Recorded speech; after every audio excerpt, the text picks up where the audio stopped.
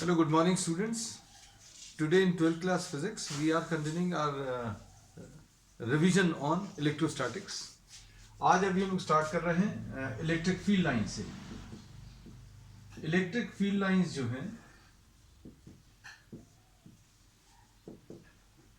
these tend to describe an electric field.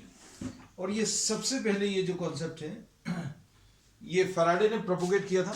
Electric field lines क्या है? एक imaginary line, the tangent drawn to which at any point gives you the direction of electric field.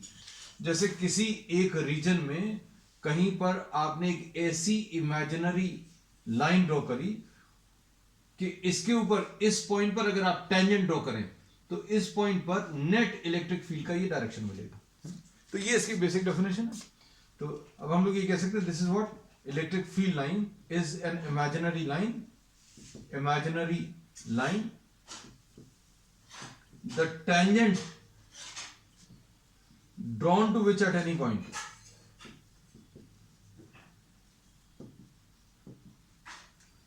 Point gives the direction of electric field at that point. Simple है. अब इसको draw करने का एक simple सा तरीका है. Just imagine a unit positive charge. बहुत सिंपल तरीका है इलेक्ट्रिक फील्ड लाइंस ड्रॉ करने का. इसकी फिर प्रॉपर्टीज भी अभी हम लोग आगे बताएंगे. इलेक्ट्रिक फील्ड लाइन अगर आपको ड्रॉ करनी है तो just imagine a unit positive charge. आप एक 1 कूलम का पॉजिटिव चार्ज इमेजिन कर लो और उसको रिलीज कर दो. If it is free to move, जिस रास्ते पर भी वो चलेगा वो पाथ को अभी हम लोग इलेक्ट्रिक फील्ड लाइन बोलेंगे. सिंपल तरीका. जैसे suppose for example if you are having a plus Q charge, आपको एक प्लस क्यू चार्ज दिया है और इसकी वजह से आपको इलेक्ट्रिक फील्ड लाइंस कैसी आएंगी ये ड्रॉ करना है. तो अब हम लोग क्या करेंगे, just release a 1 coulomb charge at this point. 1 coulomb charge को अगर आप छोड़ोगे तो ये पॉजिटिव चार्ज इस 1 कूलम चार्ज को रिपेल करेगा. तो this will be what the electric field line. अब यहां कहीं पर अगर अभी हम लोग रिलीज करें तो 1 कूलम चार्ज को रिलीज करने पर हम लोग बोलेंगे the path of the 1 coulomb charge will be away from the positive. 1 coulomb अगर आपने यहां पर रिलीज किया तो plus Q charge will be repelling the 1 coulomb charge और रिपल्शन की वजह से ऐसा कुछ जाएगा. So we say that this is the electric field line pattern for a positive point charge. तो अब हम लोग क्या कह सकते हैं, for a positive point charge the direction of, या फिर सिंपल ऐसा लिख लें, for a positive point charge the electric field lines are radially outwards. अब इसका इंपॉर्टेंस क्या बच्चों, इससे अभी हम लोगों को एक तो डायरेक्शन तो पता चलता है. We know about what the direction of electric field. तो इलेक्ट्रिक फील्ड अगर कहीं पर भी निकालना है तो जिस पॉइंट पर भी निकालना है उस पॉइंट पर टैंजेंट ड्रॉ कर दो, ये इलेक्ट्रिक फील्ड का डायरेक्शन दे देगा. पहली चीज. फिर magnitude, the relative density of the number of field lines per unit area. ये आपको क्या दे देगा, this will give you N idea about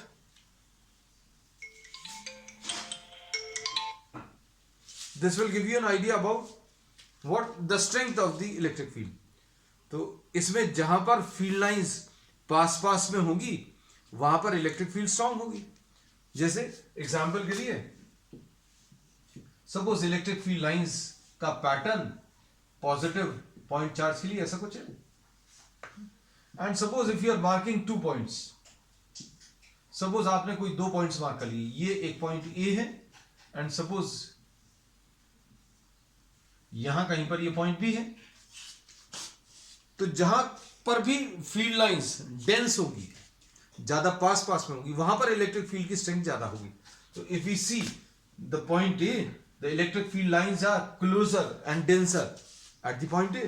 So electric field lines at the point A are denser, therefore electric field at A will be greater than electric field at B. electric field intensity at point A will be greater than electric field intensity at the point B.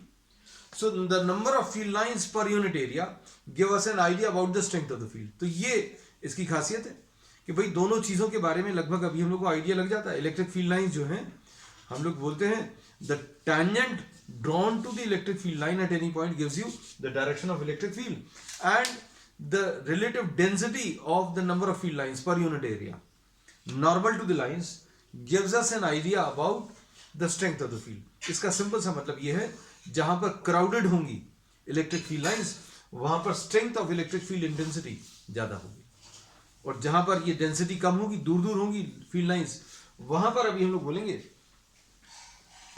Electric field की value कम होगी. एक तो ये ले लिया. अब उसका negative Q के लिए इलेक्ट्रिक फील्ड लाइंस अगर ड्रॉ करनी है तो इसका भी सिंपल सा तरीका है. Just release 1 coulomb charge. 1 coulomb charge अगर आप रिलीज करोगे तो ये 1 कूलम चार्ज इन्फिनिटी से यहां की तरफ आएगा.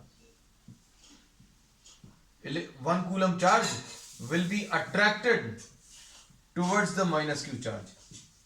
माइनस क्यू चार्ज की तरफ ये 1 कूलम चार्ज अट्रैक्ट होगा. तो अब इनको देखकर अभी हम लोग क्या एक और चीज बोल सकते हैं, ये प्रॉपर्टीज भी अभी हम लोग साथ में बताते जा रहे हैं कि electric field lines start from the positive charge and terminate at negative charge. Electric field lines positive point charge से स्टार्ट हो रही हैं और टर्मिनेट कहां पर कर रही हैं? नेगेटिव चार्ज के ऊपर टर्मिनेट करती हैं. मतलब ये वाली लाइंस स्टार्ट करती हैं पॉजिटिव चार्ज से, एंड कहां पर करेंगी? इन्फिनिटी पर. और ये वाली field lines negative point charge के लिए हम लोग बोलेंगे इलेक्ट्रिक फील्ड लाइंस इन्फिनिटी से कहीं से आ रही हैं, इन्फिनिटी से स्टार्ट हो रही है और कहां पर खत्म हो रही हैं? तो अभी हम लोग बोलेंगे these terminate at the negative charge. तो अब इससे एक और प्रॉपर्टी पता चलती है क्या कि electric field lines start at the positive and terminate at the negative. ठीक. अब इसमें ऐसा ही कुछ एक लिख सकते हैं. For positive point charge electric field lines radially outward थी, and for negative point charge electric field lines are radially inwards.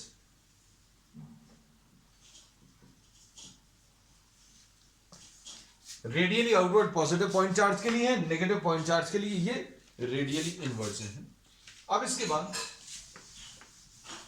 जो चीज बच्चों काम की लगे नोट करते जाना. अभी हम लोग बहुत डिटेल में जब रेगुलर क्लासेस में अभी हम लोग ये सारी चीजें एक्सप्लेन कर चुके हैं. कोशिश करेंगे कवर सब कुछ करें, but the speed will be bit fast. अब the number of field lines, next properties भी बच्चों इसमें साथ में ही लेते जा रहे हैं. The number of field lines per unit area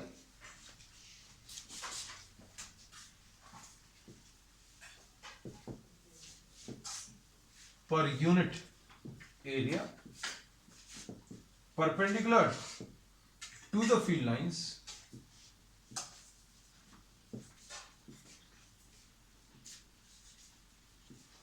indicate about the strength of the field, electric field. ये अभी हम समझा चुके हैं, सिर्फ इसको स्टेटमेंट फॉर्म में लिख दिया. और क्या बोलते हैं? Electric field is stronger where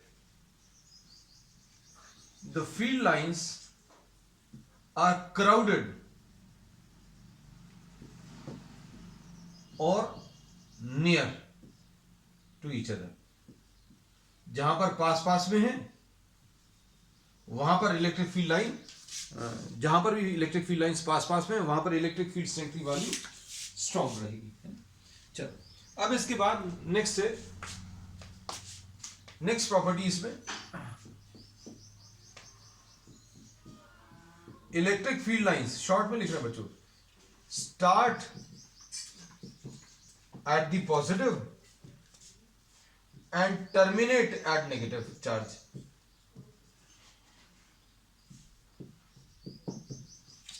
start कहां से करेंगे बच्चों? ये प्लस क्यू से, और कहां पर टर्मिनेट करेंगे? This will terminate at the negative charge. Next,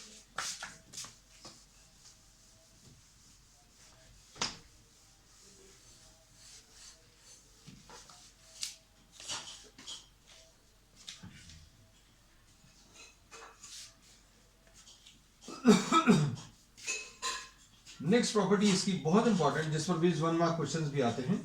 no two field lines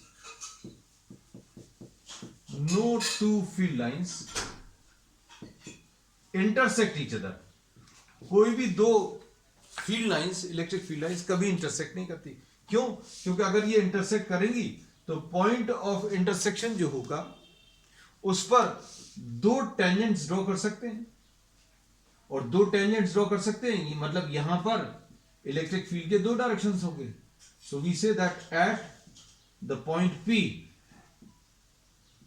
two directions of electric field, which is not possible.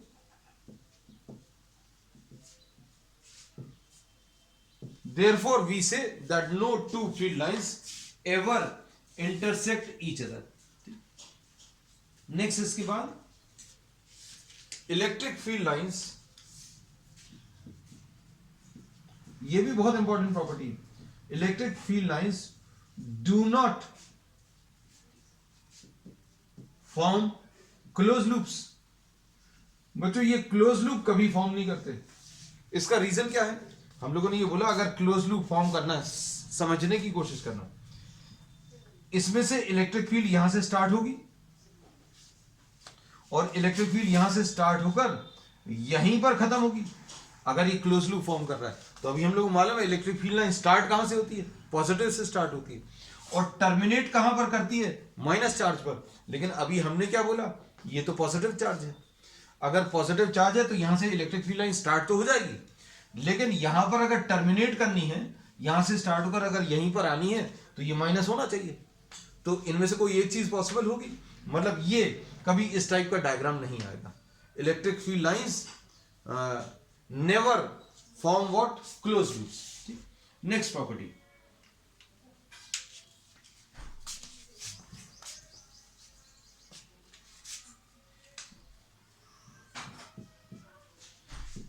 Electric field lines form continuous curves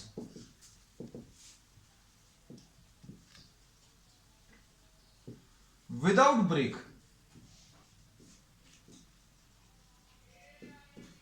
in a charge free region। बच्चों, कहीं पर अगर charge नहीं है, कहीं रास्ते में अगर चार्ज नहीं आ रहा है तो ये क्या फॉर्म करेंगे? These will be forming what? Continuous curves. ठीक है, इसका मतलब ये है, क्योंकि ये तो अभी हम लोग को मालूम है कि कंटिन्यूटी कहां पर ब्रेक होती है?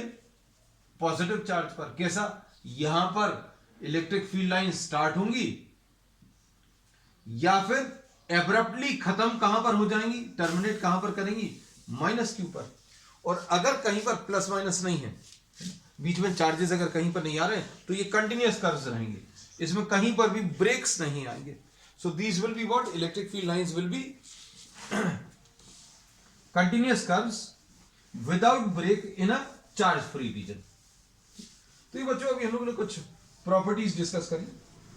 और एक और चीज, कहीं पर इलेक्ट्रिक फील्ड लाइंस अगर बिल्कुल नहीं है तो अभी हम लोग इसको ऐसा बोल सकते हैं, inside a conductor electric field lines are not present.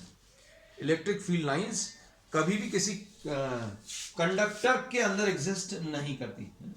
ठीक है, अब एक और चीज, अगर कोई पॉजिटिवली चार्ज कंडक्टर है, अगर कोई कंडक्टर है ये पॉजिटिवली या नेगेटिवली चार्ज है, तो इसके सरफेस से इलेक्ट्रिक फील्ड लाइन हमेशा परपेंडिकुलरली स्टार्ट होगी।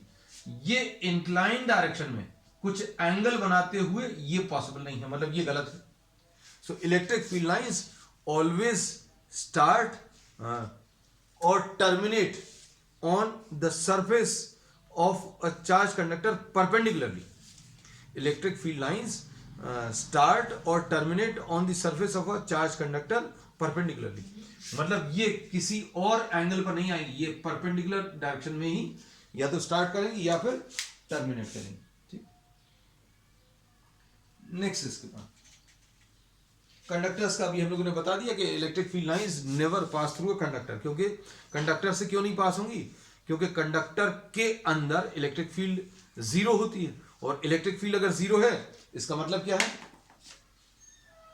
Number of field lines give us an idea about the strength of the field, और स्ट्रेंथ ऑफ द फील्ड अगर जीरो है मतलब there will be no field lines. अब इसके बाद ये डिटेल में बच्चों अभी हम लोगों ने क्या बता दिया आपको, इलेक्ट्रिक फील्ड लाइंस। फिर इसके बाद नेक्स्ट अभी हम लोग इसमें ले रहे हैं the pattern of electric field lines for a electric dipole. Plus Q और माइनस क्यू के लिए इलेक्ट्रिक फील्ड लाइंस का पैटर्न कैसे होगा, और दो positive charges which are placed near to each other, इसके लिए इलेक्ट्रिक फील्ड लाइंस का पैटर्न कैसे होगा, ये अब हम लोग इसमें ड्रॉ करेंगे। अच्छे से सुनना, अच्छे से समझना, क्योंकि पैटर्न बना हुआ तो सब जगह मिल जाता है, लेकिन प्रॉपर डायग्राम बनाना आना चाहिए आपको अपने आप। इफ यू रिलीज, जैसे अभी हम लोगों ने बोला, if you want to draw the electric field lines then release a 1 coulomb charge. अगर आप 1 कूलम चार्ज यहां पर छोड़ोगे तो ये इससे रिपेल होगा, रिपेल होकर दूर जाने की कोशिश कर रहा है, लेकिन ये इसको अपनी तरफ अट्रैक्ट कर रहा है। तो अल्टीमेटली क्या होगा, इसका पाथ कुछ ऐसा आएगा, ये इससे दूर जाता जाएगा और इसकी तरफ अट्रैक्ट होता जाएगा। तो इंस्टेड ऑफ गोइंग स्ट्रेट, ये हर समय पर अपना रास्ता बदलते बदलते इधर पर आ जाएगा। So this is what the electric field line, this we have drawn. यहां पर छोड़ दो 1 कूलम चार्ज, 1 कूलम चार्ज अगर छोड़ेंगे तो ऐसा कुछ आएगा। यहां पर अगर 1 कूलम चार्ज छोड़ेंगे तो ये दूर जाना चाहिए, अगर ये नहीं होता तो ये ऐसा चला जाता, लेकिन ये नेगेटिव चार्ज की वजह से ये इसकी तरफ अट्रैक्ट होता जाएगा, and this will be moving like this. तो इलेक्ट्रिक फील्ड लाइंस का पैटर्न ऐसा कुछ आएगा। यहां कहीं पर अगर आप छोड़ोगे, ठीक, यहां कहीं पर 1 कूलम चार्ज प्लस 1 कूलम, तो इससे रिपेल होगा। अच्छे सुनना, यहां पर अगर 1 कूलम चार्ज छोड़ोगे तो ये 1 कूलम चार्ज इससे रिपेल होकर दूर की तरफ जाएगा, इसका ऐसा जाने की टेंडेंसी है, लेकिन ये माइनस चार्ज इसको अट्रैक्ट कर रहा है, लेकिन अट्रैक्शन का इफेक्ट बहुत ज्यादा नहीं है। तो 1 coulomb charge instead of going straight will be moving on this type of path, ऐसा कुछ पाथ आएगा। मतलब नेगेटिव चार्ज की वजह से एक हल्का सा डिफ्लेक्शन आता जाएगा। तो this will be the type of pattern.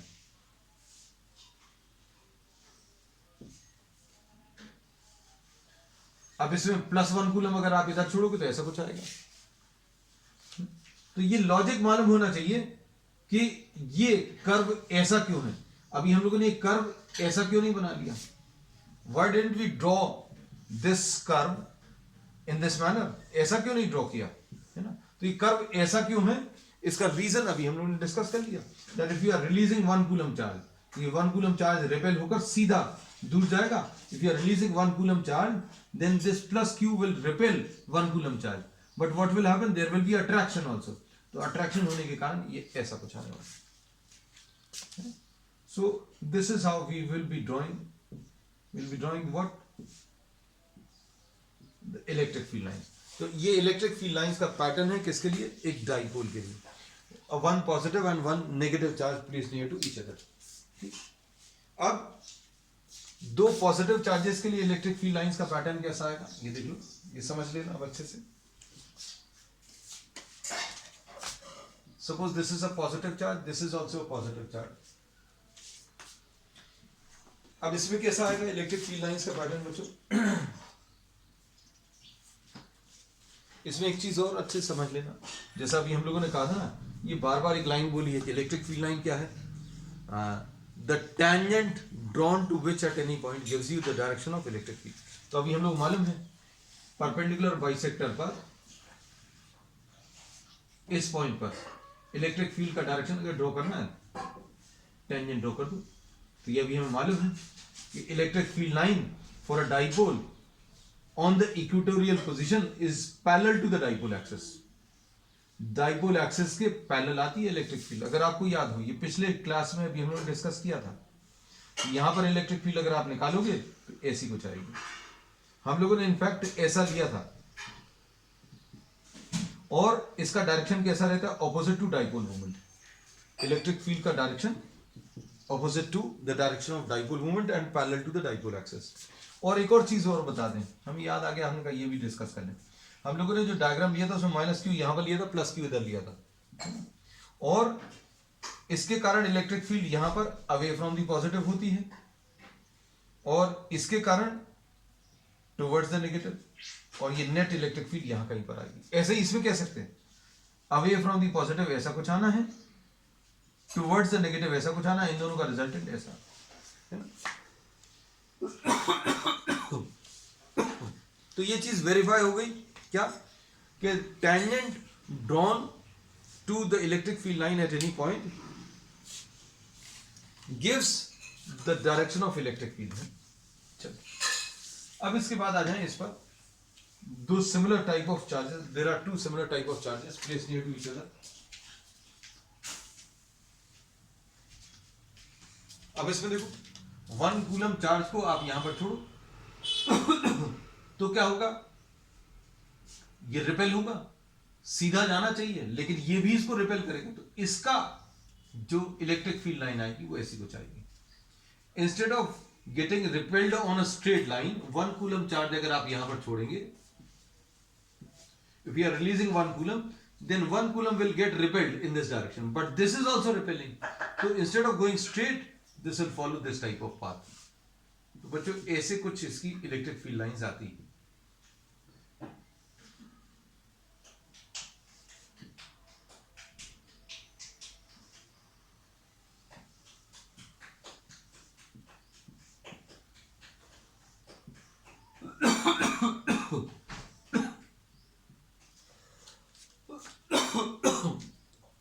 तो इलेक्ट्रिक फील्ड लाइंस का जो पैटर्न है, फॉर टू आइडेंटिकल चार्जेस इस टाइप का आएगा, एंड ऑपोजिट टाइप के चार्जेस का ऐसा कुछ आने वाला है। अब इसके बाद नेक्स्ट,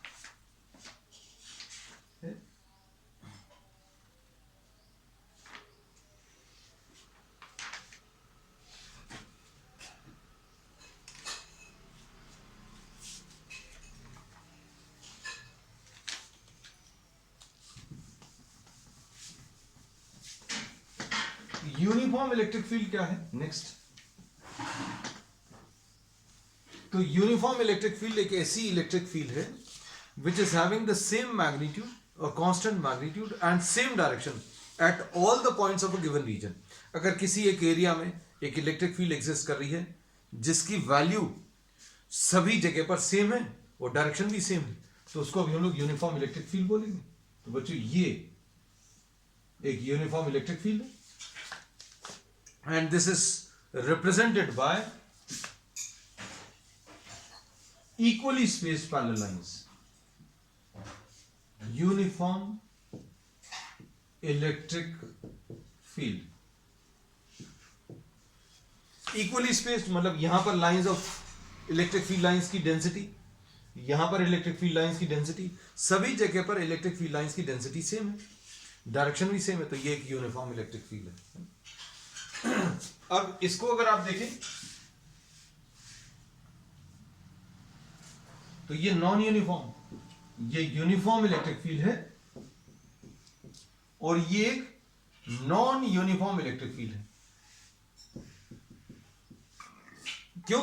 क्योंकि यहां पर लाइंस क्राउडेड हैं, यहां पर लाइंस दूर दूर हैं। So we say that electric field intensity at point A is greater than electric field intensity at point B।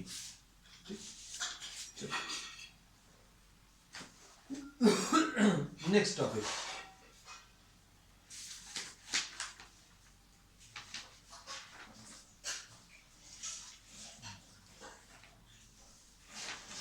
next dipole placed in a uniform electric field।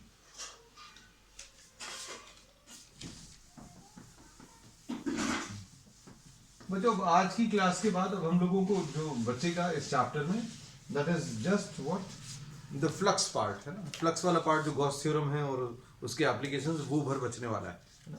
बाकी अभी हम लोग सब कुछ फिनिश कर चुके हैं।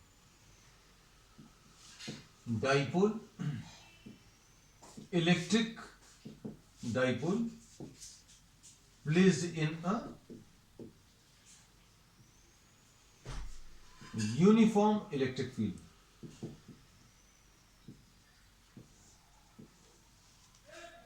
किसी डाइपोल को इलेक्ट्रिक डाइपोल को किसी यूनिफॉर्म इलेक्ट्रिक फील्ड में अगर अभी हम लोग रखें, देखो सपोज ये एक डाइपोल है, minus q and plus q, this is represented by the point A and point B. इन दोनों के बीच का जो डिस्टेंस है बच्चों, सेपरेशन, ये 2a है। इस सेपरेशन का यूज क्या करते हैं? To find out what the dipole moment. और डाइपोल मोमेंट कैसे मिलता है? One of these charges into the separation. इनमें से कोई एक चार्ज ले लो, चार्ज का मैग्नीट्यूड ले लो, इनटू सेपरेशन, ये डाइपोल मोमेंट आ जाता है। डाइपोल मोमेंट का डायरेक्शन क्या होता है? माइनस क्यू से प्लस क्यू की तरफ। तो ये बच्चों अभी हम लोगों ने पी मार्क कर लिया। और ये पी इलेक्ट्रिक फील्ड के डायरेक्शन के साथ कितना एंगल बना रहा है, इसको अभी हम लोगों ने थीटा मार्क कर लिया। अब हम लोगों को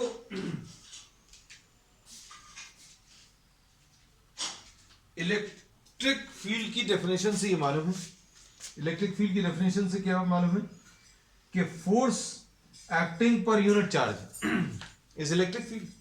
ये अभी हम लोग पहले डिस्कस कर चुके हैं, आज फिर से रिवाइज कर रहे हैं। Force acting on any charge placed in an electric field will be given by this relation. किसी भी चार्ज को किसी इलेक्ट्रिक फील्ड में रखोगे तो उसके ऊपर एक फोर्स लगेगा, और फोर्स की वैल्यू कितनी आ जाएगी? QE आ जाएगी। बिल्कुल सही। फोर्स और इलेक्ट्रिक फील्ड का डायरेक्शन सेम रहेगा अगर Q पॉजिटिव है। F and E same direction कब होगा? when Q is positive। और अगर ये माइनस है तो क्या होगा बच्चों? अगर ये माइनस है, for minus Q F and E force and electric field are opposite. क्यों? दो वेक्टर्स के बीच में अगर माइनस साइन लग जाए मतलब वो ऑपोजिट हो जाएंगे। अब इसका क्या यूज करने वाले हैं? तो देखो, हमने बोला आप इस चार्ज को इस इलेक्ट्रिक फील्ड में रख रहे हो तो क्या होगा? इसके ऊपर एक फोर्स लगेगा और फोर्स की वैल्यू QE आ जाएगी। अब since this is positive, therefore the direction of force and direction of electric field, force और इलेक्ट्रिक फील्ड का डायरेक्शन सेम है, बना लिया, ये फोर्स आ गया।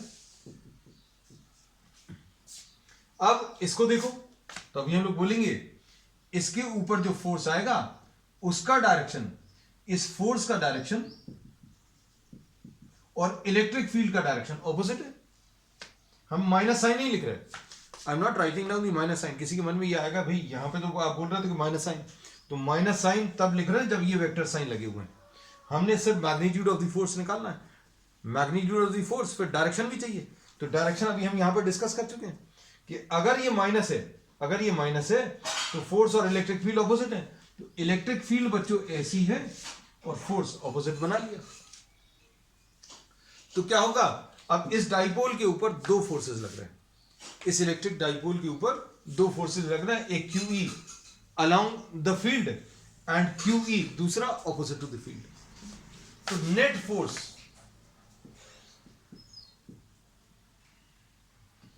एक्टिंग ऑन द डाइपोल बच्चों जीरो है। Net force acting on the dipole zero है। अब क्या कह सकते हैं? These two forces are equal and opposite, no doubt about it. Therefore, the net force is zero. But their line of action same नहीं है। अब ये सपोज ये डाइपोल है, आप इसको ऐसा पुल कर रहे हो और इसको ऐसा पुल कर रहे हो, तो क्या होगा? This will have a rotating tendency, और ये रोटेटिंग टेंडेंसी जो है इसको मेजर करने के लिए अभी हम लोग टॉर्क कैलकुलेट करेंगे। So we say that forces on plus Q and minus Q are equal and opposite, but line of action is not same, इनका लाइन ऑफ एक्शन बच्चों सेम नहीं है, तो क्या बोल सकते हैं?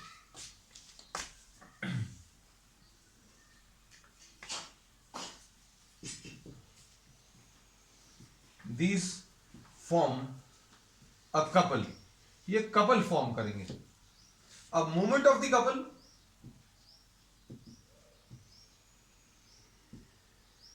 या टॉर्क, ये कैसे मिलेगा? One of the force into what? अब जो इसको रब कर दे रहे हैं क्योंकि अब इसकी जरूरत नहीं है।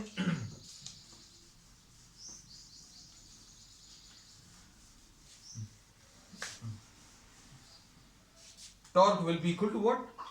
One of the force into the perpendicular distance between the forces.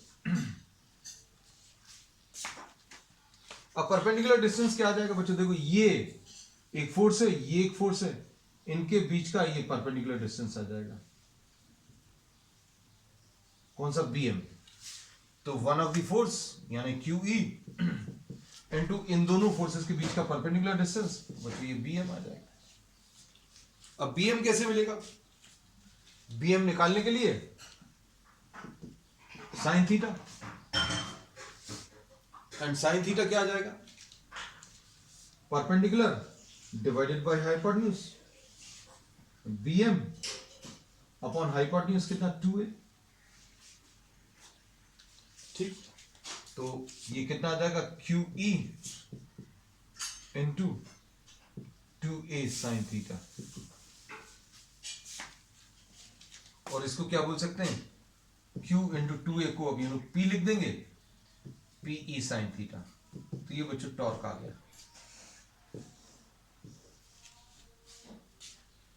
और इस टॉर्क को अब ये लोग कैसे लिख सकते हैं? वेक्टर टर्म से,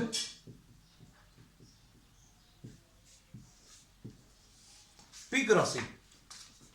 तो ये टॉर्क का अल्टीमेट ऑब्जेक्टिव क्या है बच्चों? ये टॉर्क क्या करने की कोशिश कर रहा है? इसको ऐसा कुछ लाने की कोशिश कर रहा है। This is trying to rotate this dipole such that P comes in line with E।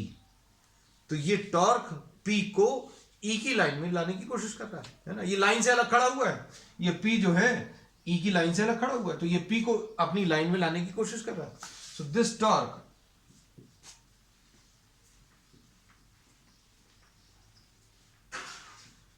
tries to align P along E, P को E की लाइन में लाने की कोशिश कर रहा है। फिर इसमें एक और चीज, ये मैक्सिमम कब होगा? तो ये मैक्सिमम होगा जब थीटा की वैल्यू 90 डिग्री होगी। टॉर्क इज मैक्सिमम कब? जब थीटा 90 है। और ये मैक्सिमम टॉर्क कितना आ जाएगा? PE। और मिनिमम कब होगा? थीटा की वैल्यू 0 या थीटा की वैल्यू 180।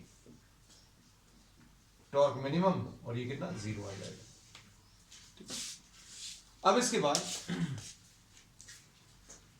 नेक्स्ट इसमें है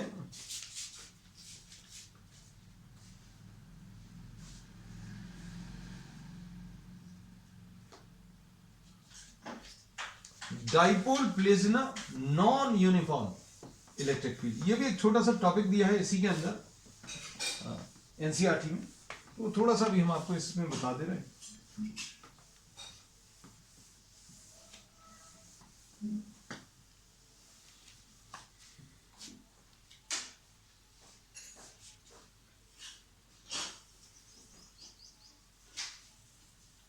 electric dipole placed in non uniform electric field. बहुत छोटा सा इन्होंने कहीं पर दिया हुआ है, दिस इज इन 1.12, इसी के साथ में ही है। Suppose a dipole is placed in a non uniform electric field. Non uniform electric field मतलब इलेक्ट्रिक फील्ड का मैग्नीट्यूड चेंज हो रहा है, इलेक्ट्रिक फील्ड का मैग्नीट्यूड बच्चों चेंज हो रहा है। ठीक है, अब इसमें क्या बोल सकते हैं, suppose this is the direction in which electric field is increasing, direction in which electric field increases, electric field का डायरेक्शन, इस डायरेक्शन में इलेक्ट्रिक फील्ड का मैग्नीट्यूड चेंज हो रहा है। मतलब यहां पर इलेक्ट्रिक फील्ड 10 है, यहां पर 15 है, सपोज यहां पर 20, यहां पर 25। Just for sake of understanding I am taking these numbers. यहां पर इलेक्ट्रिक फील्ड की वैल्यू E की वैल्यू 10 है, E की वैल्यू 20 है, E की वैल्यू सपोज 30 है। इलेक्ट्रिक फील्ड इस डायरेक्शन में इंक्रीज हो रही है। अब क्या कर रहे हैं, देखो इसमें अब हम लोग डाइपोल रख रहे हैं, इंक्रीजिंग इलेक्ट्रिक फील्ड। नंबर्स को इधर देख लेना, ये माइनस क्यू, ये प्लस क्यू। क्या होगा इसमें, यहां पर ये फोर्स QE और यहां पर भी ये फोर्स QE डैश लिख दे रहे हैं। अब देखो इसमें इधर की तरफ जो इलेक्ट्रिक फील्ड है वो ज्यादा है, इधर की तरफ इलेक्ट्रिक फील्ड ज्यादा है, इसलिए अभी हम लोगों ने ये फोर्स जो है ज्यादा मार्क किया। क्यों, क्योंकि अभी हमने बोला जैसे जैसे आप राइट की तरफ जाओगे तो क्या होगा, इलेक्ट्रिक फील्ड की वैल्यू इंक्रीज हो रही है। This is the direction in which electric field is increasing. तो आपने डाइपोल को ऐसा कुछ रखा हुआ, माइनस क्यू यहां पर है, प्लस क्यू यहां पर है, तो इसके ऊपर फोर्स ज्यादा आएगा। क्यों, क्योंकि ये प्लस क्यू राइट की तरफ है, और प्लस क्यू के ऊपर फोर्स किस डायरेक्शन में लगता है, इलेक्ट्रिक फील्ड की ही डायरेक्शन में लगता है, इलेक्ट्रिक फील्ड भी इसी डायरेक्शन में। तो क्या होगा, ये QE ज्यादा है, ये QE जो है कम है, क्योंकि ये पॉइंट लेफ्ट की तरफ है और लेफ्ट की तरफ इलेक्ट्रिक फील्ड कम है। So we say that force on plus Q is larger, therefore a net force will be acting in the direction of increasing electric field। ये एक पहला केस है। दूसरा केस इंक्रीजिंग इलेक्ट्रिक फील्ड में बच्चों, आपने डाइपोल को रखा तो है लेकिन अब ऐसा कुछ रखा है। अब क्या होगा, इसके ऊपर फोर्स ज्यादा रहेगा क्योंकि ये राइट की तरफ है, राइट की तरफ इलेक्ट्रिक फील्ड ज्यादा है, so force on this is larger.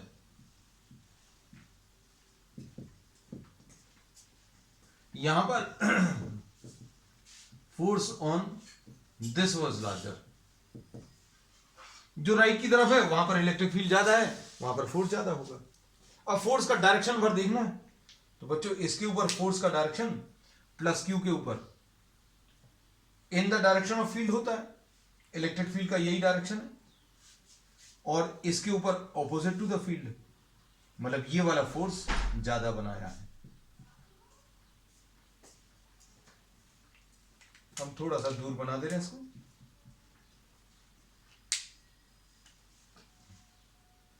QE dash. अब ये वाला फोर्स ज्यादा है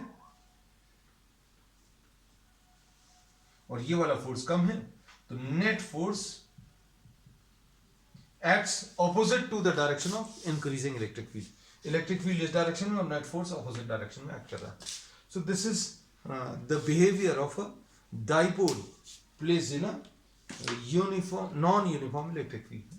तो बच्चों आज के लिए इतना ही। On the next term we will be taking the revision of electric flux. That's all for today.